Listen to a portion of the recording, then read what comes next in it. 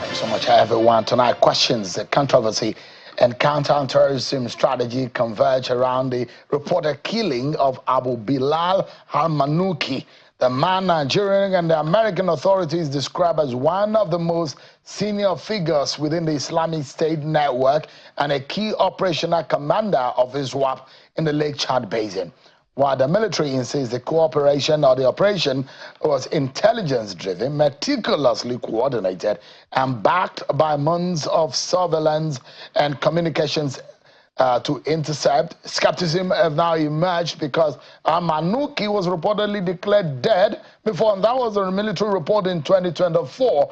So, was this truly a decisive breakthrough against terrorism, or another example of the fog of asymmetric warfare where identities, aliases, and battlefield claims often collide?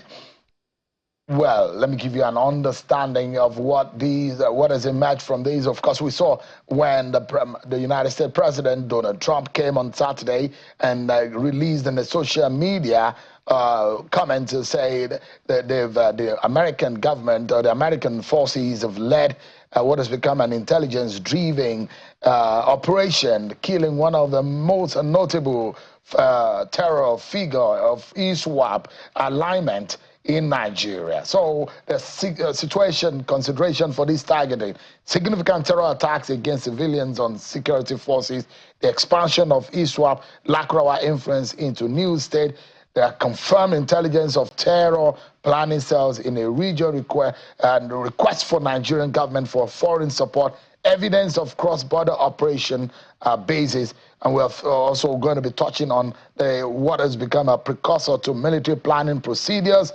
We'll be touching on the conduct of the strike in December 2025, the locations in the northeastern Nigeria, the northwestern Nigeria operation, the north central and surrounding areas, and the border regional corridors, the weapons that are involved in these operations, the future operations, the killing of the ISWAP leader.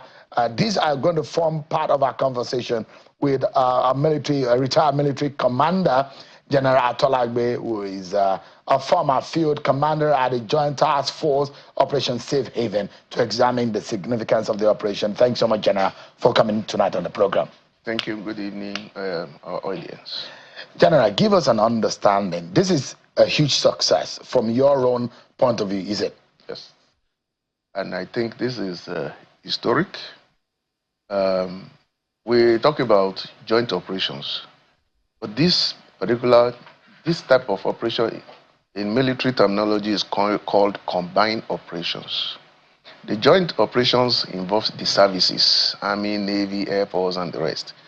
And then we have seen something, coming into display here, that the Nigerian Armed Forces are equipped enough to be able to translate strategy into action. And that is the most important thing that I've actually gathered from this operation. We have done some analysis before now, when people were envisaging that Americans coming to Nigeria would be like surrendering our sovereignty to America. But we said no. They will be coming, deploying some of their strategic weapons. And now we have seen how they have employed MQ-9 Reaper, how they use Tomahawk from the bases off the shore of Lagos. And then we see how their intelligence cooperation with Nigeria now is yielding fruitful results. When you use those kind of equipment that gives you what we call ISR, intelligence, surveillance, and reconnaissance. Those ones, we play the battle space for you as if it is daylight. You can almost see the movement of these terrorists from point A to point B. And then when you watch the footage of the strikes that were provided, you surely know that a lot has been achieved. One, in the area of precision-guided weapons. when you use precision-guided weapons, you try to minimize waste of ammunition. So a Reaper was deployed? Of course, it must and have the been Tomahawk deployed. was across. So the base was not on, yes, on the northern, not on the Sahel. It was from what I saw. Those were strikes from drones. From drones. Yes. Okay. So, and then what? Either it will also perhaps include aircraft. Okay, but principally you saw the way they dropped, and they were actually dropping on certain locations where perhaps they have even been able to see faces of the people that were moving within that area. So we see a lot of people, beyond 100 persons, being killed at the same time. I mean, in this kind of warfare, there are those who say, why, and we saw what happened, operations in Afghanistan, when Barack Obama was president of America, how American forces, elite forces, will land into compounds and apprehend terrorist leaders. There are those who think that maybe if this was done, apprehension to be able to get more intelligence and go after some of these other notorious terrorists who are operating in different parts of the country. Why the killing or the assault rather than apprehension? Okay. From what you've just told, what you have just said, I see a situation where terrorists will start thinking twice now, because there's light that is being beamed on their positions, and so it's easier to coordinate operations in this manner. I cannot even rule out the fact that there could have been some satellite information from perhaps maybe from FBI that will have supported this operation, because they have been, before they even came to Nigeria, they have been watching the movement of these military terrorists over months. So they know where they move to, they know where they are moving from. And for God's sake, for them to be able to see the picture of the entire location where this the second in command guy is actually staying, he has two places. This is one of them. There's another one in northern Mali. And so it's something that they have been tracking. How significant is Al-Manuki? Well, based on he's been promoted. I mean, from records show that he's been promoted. He's involved in the Dapchi schoolgirls, where about 100 girls were kidnapped. He's involved in drone deployment. He's involved in equipment manufacturing and all of that. Killing Al-Manuki, if that is the case, because those who are doubting whether Al-Manuki has been killed really, or how significant is this? Okay. The first thing I need you to understand is that there is a directorate of provinces. For West Africa, Al-Manuki is the head. So he coordinates all the activities within West Africa. Not only that. Do you have knowledge of him when you were commander?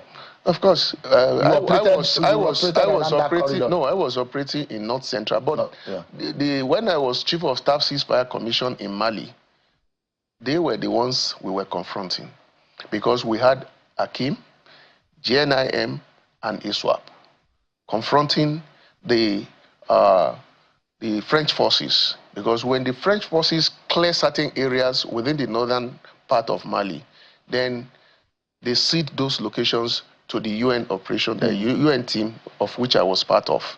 So, and because of what, I will tell you what technology was doing for us. Every movement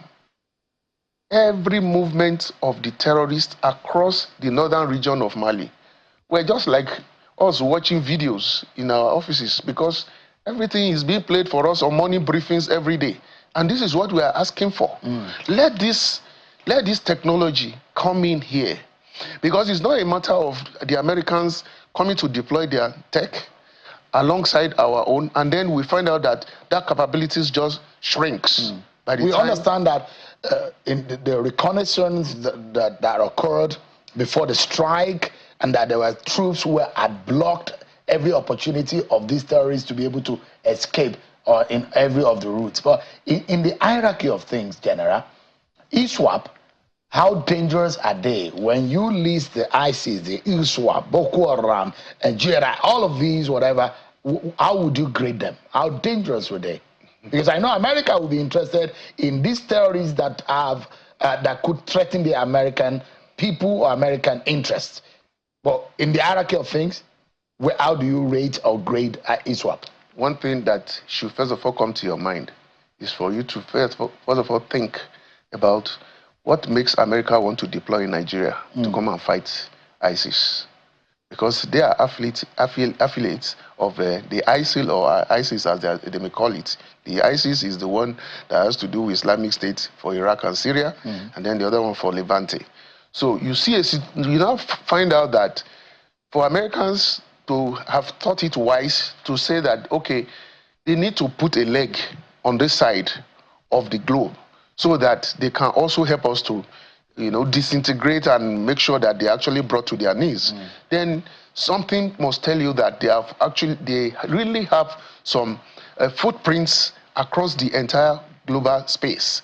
And this is what Americans do not want, because they are deadly and they have very massive funding. Like you were asking about Al-Manuki, is the one that does all the payment of all the troops that are, the terrorists that are deployed across the whole of West Africa.